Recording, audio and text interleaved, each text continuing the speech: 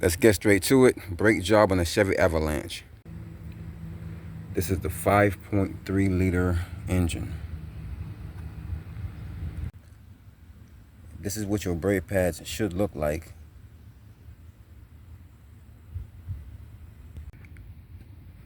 I have the truck in the air, and I'm using this part of the subframe on the bottom that runs from the front to back, and I also have my jack standing in the same spot. And don't forget to put something behind your rear wheel so that the truck doesn't roll backwards. So to get this tire off, as you can see, it spins. So if you're not using the impact like I am, then you're gonna want to start to loosen these with the weight of the vehicle, maybe half of it on the ground. That way it doesn't spin. And once you get these loosened, then you can raise them up off the ground and finish getting those off. Once we have the tire off, we can see the bolts that need to be removed to get this caliper off. So there's one here and there's one right here. So we need to get those off. By the way, these are 19 millimeter.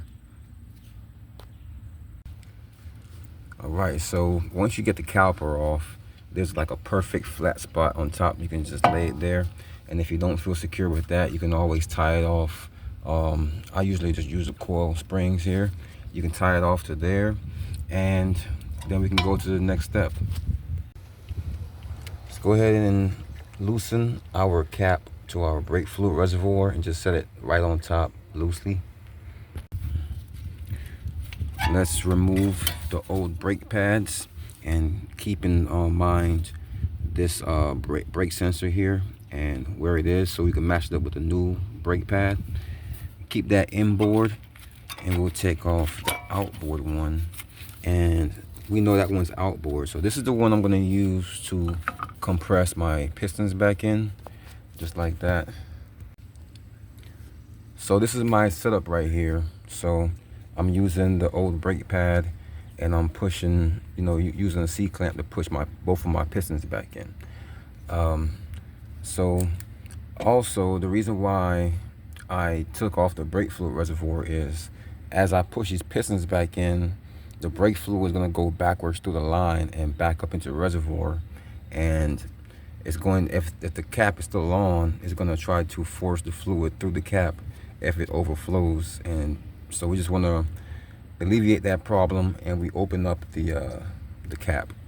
So once we get these pistons all the way back in, before we put these new brake pads back on, it's time to clean up a little bit. So this didn't come with new hardware, but the old hardware is still good. So I'm gonna pry out the old hardware, and I'm gonna clean up all these surfaces here with a wire brush like this. I'm gonna clean up all these surfaces here of any gunk or anything. I'm gonna remove that one and do the same thing to the bottom.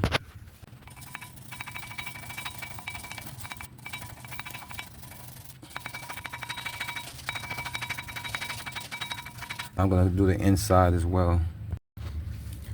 And now that we have the hardware back on, because it's the old hardware, we're gonna go ahead and clean that up as well.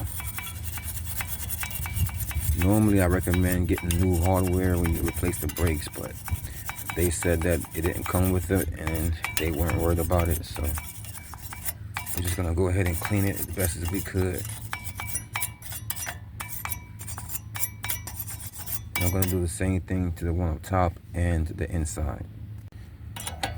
And now the new pads just slide on there with no problem.